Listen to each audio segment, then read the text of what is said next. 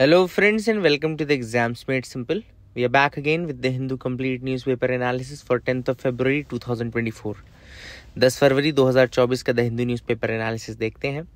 शुरू करते हैं सबसे पहले फ्रंट पेज की सबसे बड़ी खबर के साथ। Bharat Ratna for MS Swaminathan, Chaudhary Charan Singh ji and PV Narasimha Rao जी। तीनों के बारे में आपको पता होगा, फिर से एक बार बता देते हैं। MS स्वामीनाथन जी जो है एग्रीकल्चरल साइंटिस्ट थे, एग्रोनॉमिस्ट थे एंड इनका जन्म तमिलनाडु में हुआ था and he played a very important role in the green revolution and towards the self sufficiency for food in India. Green revolution का टाइम पीरियड अगर आपको पता नहीं है तो 1965 के आसपास का टाइम पीरियड है, 65-66 का। तो कभी अगर यूपीएससी स्टेटमेंट टाइप का क्वेश्चन दे और उसमें ईयर इस तरीके से लिखे 70-80 लिख दे, है ना, जैसे 70s का टाइम है वाइट रेवोल्यूशन का, जो वर्गीस कुरियन का टाइम पीरियड है, जो मिल्क रेवोल्यूशन था अमूल का, और 1965-66 जो टाइम पीरियड है वो ग्रीन रेवोल्यूशन का टाइम पीरियड है MS स्वामीनाथन जी का। Then we all know PV Narasimha Rao ji 91 से 96 तक प्राइम मिनिस्टर रहे, 9th प्राइम मिनिस्टर थे ये इंडिया के and he was born in Telangana and he is credited for steering the liberalisation of Indian economy, जिसमें बहुत इंपॉर्टेंट आपको राव मनमोहन मॉडल के बारे में आपने सुना होगा। राव मनमोहन, क्योंकि उसमें जो फाइनेंस मिनिस्टर थे वो मनमोहन सिंह जी थे एंड PV नरसिम्हा राव उस समय प्राइम मिनिस्टर थे। तो राव मनमोहन मॉडल चलता है। LPG रिफॉर्म्स इन इंडिया, बहुत डिटेल में आप लोग पढ़ते हैं इसको। Then third personality is Chaudhary Charan Singh जी। हालांकि एक साल ही ये प्राइम मिनिस्टर रहे 1979 से 80 के बीच में and he was the leader of Lok Dal, credited as leader of farmers of north India. तो जो नॉर्थ इंडिया में फार्मर्स थे उनके लीडर थे ये Chaudhary Charan Singh ji and he was the leader of Lok Dal. जो पार्टी थी वो लोक दल थी। तो ये भी आप याद रख सकते हैं। इनकी स्टोरी मैंने एक पोस्ट में बताई है, तो अगर आप timesis.com विजिट करें तो वहाँ पे इनके बारे में और एक बहुत अच्छी स्टोरी भी है, तो वो मैंने लिख दी है। एक इंपॉर्टेंट चीज़ है कि जिनको CSAT का कोर्स ज्वाइन करना है वो ज्वाइन कर सकते हैं। चाहे आप CSAT का कोर्स ज्वाइन करना चाहते हैं वो कर लीजिए, डिस्क्रिप्शन का में लिंक है, या फिर आप करंट अफेयर्स का रिवीजन सीरीज ज्वाइन करना चाहते हैं फॉर 2024 प्रीलिम्स, है ना। तो 24 प्रीलिम्स आने भी वाला है। अगर आपको लगता है कि दोनों ही चीज़ों के लिए आपको सपोर्ट चाहिए, हेल्प चाहिए, या किसी एक चीज़ के लिए चाहिए, तो आप ज्वाइन कर सकते हैं नीचे डिस्क्रिप्शन कमेंट से। और वीडियो लाइक करना मत भूला करें, प्लीज़ लाइक ज़रूर करें। जितना आप लाइक करेंगे उतना हमको सपोर्ट मिलेगा। So that is the thing which we expect from you. दूसरे न्यूज में आते हैं, देखते हैं और क्या इंपॉर्टेंट न्यूज आर्टिकल है। देखा है कैन प्रीएम्बल भी अमेंडेड, अभी ये चल रही, सुप्रीम कोर्ट ने बात छेड़ी है रिसेंटली। तो अमेंडमेंट तो यस, अभी जो प्रेजेंट स्टैंड है जो आप लोग लेंगे वो मैं आपको बता दूं। यूपीएससी का क्वेश्चन बोलती है yes preamble can be amended but it can not be destroyed या डिसेंड, मतलब इसको आप उसमें कोई चीज हटा नहीं सकते इस तरीके से, जो उसके बेसिक स्ट्रक्चर को खराब नहीं कर सकते, ऐड कर सकते हैं, कुछ आपको ऐड करना है तो। अच्छा, आपके दिमाग में दूसरा सवाल, जिन्होंने पढ़ा है उनके में नहीं आएगा, जिन्होंने नहीं पढ़ा है उनके में आएगा। क्या कभी अमेंड हुआ है? यस, अमेंड हुआ है। कब अमेंड हुआ है? 1976 में, जब 42nd कॉन्स्टिट्यूशनल अमेंडमेंट एक्ट आया था। 42nd अमेंडमेंट एक्ट, जिसको मिनी कॉन्स्टिट्यूशन भी कहा जाता है। 42nd अमेंडमेंट को मिनी कॉन्स्टिट्यूशन भी कहते हैं। एक तरीके से सारे बहुत वाइड स्प्रेड चेंजेस थे इसमें किए गए थे। एंड फिर उसके बाद आपने 44th अमेंडमेंट पढ़ाई होगा 1978 का, जिसमें बहुत सारी चीज़ें फिर रिवर्स की गई थी।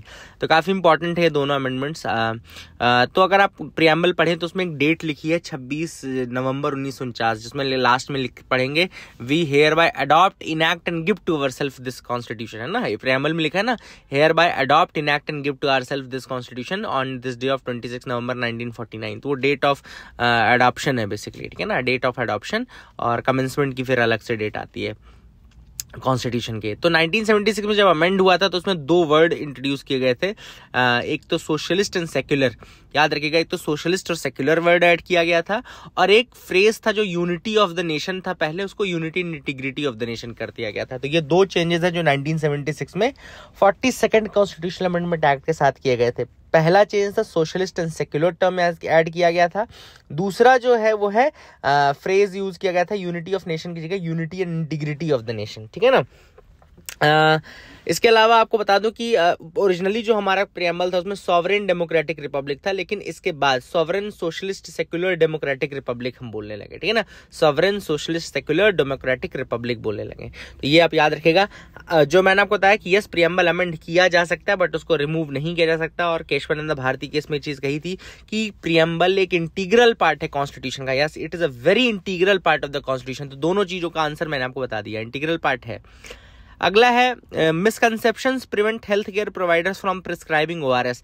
अब ओआरएस देखो बहुत शर्तिया दवाई है डायरिया की, है ना, लेकिन इंडिया में अभी भी डायरिया से बहुत सारे बच्चों की जान जा रही है। रीजन क्या है? तो रीजन एक रिसर्च करके पता चला कि बहुत सारे मिसकंसेप्शंस हैं इसको ओआरएस को लेकर के, जिस कारण से इसको प्रिस्क्राइब नहीं कर रहे हैं प्राइमरी हेल्थ केयर के रूप में, ठीक है ना। इसको प्रिस्क्राइब नहीं किया जाता। पहला तो इसको लोग कहते हैं कि भाई बहुत सस्ता है, डॉक्टर सोचते हैं बहुत सस्ता है, एंटीबायोटिक्स में उनका थोड़ा कमीशन भी फिट रहता है, तो एक तो वो हो जाता है। दूसरा रीजन है कि लोगों के दिमाग में भी ये इमेज है कि भाई ये 5 रुपए की चीज 2 रुपए की चीज खरीद रहे हैं तो यहाँ कहाँ फायदा करेगी, है ना। वो अपने बच्चों को सोचते हैं कि कोई कमी ना रह जाए, इसके चक्कर में होता है, ठीक है। All these things are there.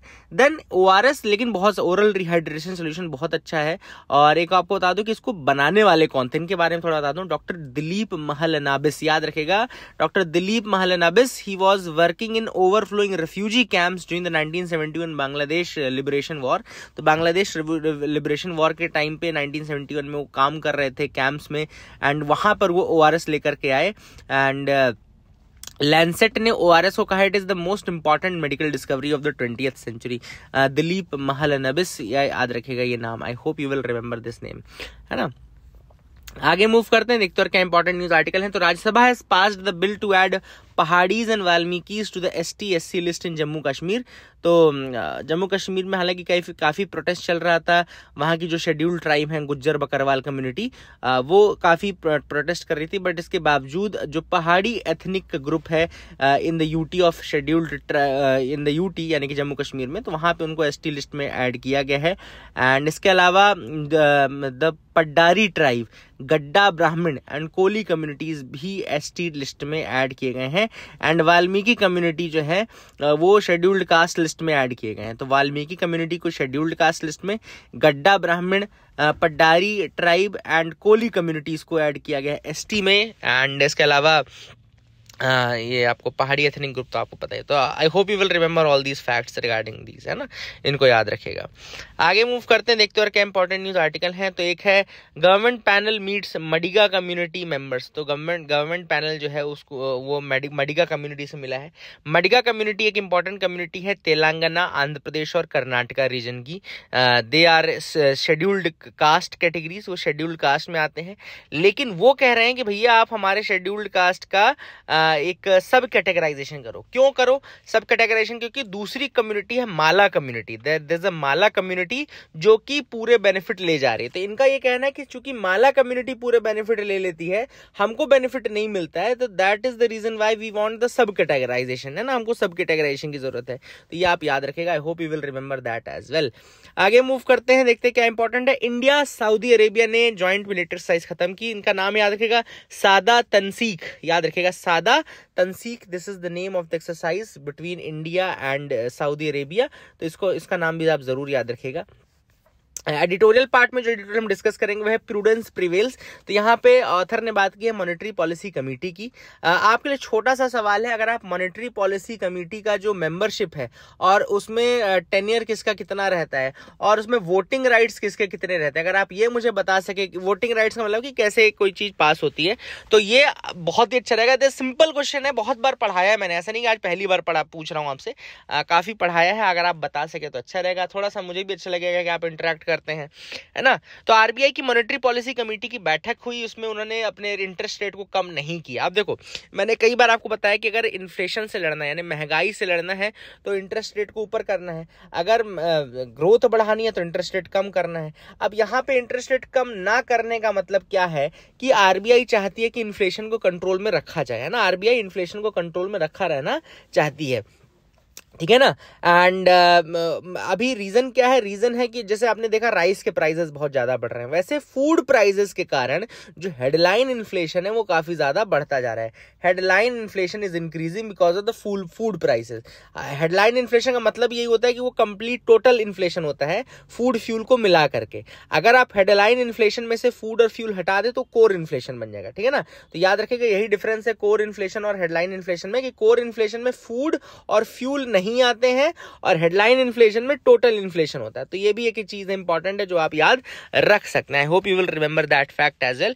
And इसीलिए मैंने आपको जो मॉनेटरी पॉलिसी का कंसेप्ट बताया ना कि मॉनेटरी पॉलिसी में बेसिकली इंटरेस्ट रेट का किस तरीके से गेम चलता है, तो वो आप जरूर याद रखिएगा कि इंटरेस्ट रेट अगर बढ़ाया तो महंगाई से लड़ना है, अगर घटाया तो मतलब ग्रोथ बढ़ानी है, ठीक है ना। बट अगर दिक्कत होती है कि जब ग्रोथ बढ़ाने जाते हैं तो उससे महंगाई भी बढ़ने लगती है ना, इसलिए इंटरेस्ट रेट घटाने का रीजन है कि ना, घटाने का रीजन ये है कि महंगाई ना बढ़े, ठीक है। तो इसीलिए प्रूडेंस प्रिवेल किया कि भैया इन्फ्लेशनरी पॉलिसीज को पहले कंट्रोल में रखो। आगे मूव करते हैं, देखते हैं क्या इंपॉर्टेंट है। तो यहाँ तो आर्टिकल इंपॉर्टेंट नहीं है। US China tussle warships in Indian ocean dominate the IOC conference. तो यहाँ पे इंडियन ओशन कॉन्फ्रेंस हुई 2024 की, 7वीं कॉन्फ्रेंस थी, याद रखिएगा। This is the 7th time Indian Ocean conference is taking place. और इस बार जो इंडियन ओशन कॉन्फ्रेंस थी कहाँ पे हो रही है? पर्थ, ऑस्ट्रेलिया में। तो remember this fact as well, Perth Australia में ये कॉन्फ्रेंस हो रही है। इंडियन ओशन कॉन्फ्रेंस सिंपल एक कॉन्फ्रेंस है जिसमें इंडियन ओशन के जो लिटोरल स्टेट्स हैं वो यहाँ पे पार्टिसिपेट करते हैं। इंडिया हो गया, यूएस हो गया, ऑस्ट्रेलिया हो गया, हालांकि यूएस करता है इसमें, और यूएई करता है, सऊदी अरेबिया करता है ना। All these are there participating in this, याद रखिएगा। या इसमें एक और चीज़ आपको बता दूं मैं कि जो इंडियन ओशन रीजन है उसमें जो कंट्रीज हैं वो पार्टिसिपेट करती हैं, इंडो पैसिफिक वाली कंट्रीज पार्टिसिपेट करती हैं। और दूसरी चीज़ याद रखिएगा कि इसमें इंडियन ओशियन जो लिटोरल स्टेट्स हैं, इंडियन ओशन लिटोरल स्टेट्स, उसमें कोऑपरेशन बढ़ाने के लिए बात की जाती है, रीजनल कोऑपरेशन बढ़ाने के लिए बात की जाती है, और चाइना का जैसे जो बढ़ता इन्फ्लुएंस एक तरीके से उसको काउंटर करने के लिए ये किया जाता है। तो ये भी आप याद रखिएगा, है ना, काउंटर करने के लिए इसको किया जाता है। एंड ऑस्ट्रेलिया में ये मीटिंग हुई। चाइना इसमें पार्टिसिपेट नहीं करता, याद रखिएगा, China is not participant in this, है ना। चाइना का अपना अलग एक समिट हो रहा था जिसको हम बोलते हैं, मैं let me tell you the name as well, इसको इंडियन ओशन रीजनल फोरम बोलते हैं। इसको चाइना ने कुनमिंग में किया था, इंडियन ओशन रीजनल फोरम। वहां पे मालदीव्स वाले गए थे, है ना। इस बार मालदीव्स वाले वहां पहुंच गए हैं। ये भी एक कारण है कि दिखा रहा है, जो कि इंडिया और मालदीव्स के बढ़ते हुए जो डिस्टेंसेस हैं उसको दिखाता है, ठीक है। Second world war massacre in Italy gather contradicting narratives. तो यहाँ पे सेकेंड वर्ल्ड वॉर के टाइम पे वहाँ पे मैसेकर हुआ था इटालियंस का by the Yugoslav resistance fighters. याद रखेगा, यूगोस्लाव के रेजिस्टेंस फाइटर्स ने मैसेकर किया था इटालियंस का। इसको याद रखेगा, इस ट्रेजेडी को क्या कहा जाता है? फॉइब किलिंग्स कहा जाता है। ये नाम जरूर याद रखना, अगर यूपीएससी आपसे पूछेगा तो नाम पूछ सकता है। तो फॉइब किलिंग्स, अगर आपसे फॉइब किलिंग्स के बारे में पूछे ये क्या है फॉइब किलिंग्स या कहाँ हुई थी, तो ये इटली में हुई थी by the Yugoslav resistance fighters. And ये मैसेकर किया गया था थाउजेंड्स ऑफ इटालियंस का। तो that is the thing which you can remember. और अभी जो जॉर्जिया मेलोनी है काफी ज्यादा इस पे फोकस कर रहे हैं, इसको काफी एक मेमोयर के रूप में सेलिब्रेट किया जा रहा है ना। तो ये भैया कि इसको कमेमोरेट किया जा रहा है, सेलिब्रेट तो नहीं बोलना चाहिए, सही शब्द नहीं रहेगा। So that is the thing which is there. तो I hope you got clarity regarding today's news analysis. जो भी आपको नहीं समझ में आया होगा आप पूछ लीजिएगा कमेंट सेक्शन में। कोई नया टॉपिक आपको वीडियो चाहिए तो वो बता दीजिएगा। Thank you, have a nice day.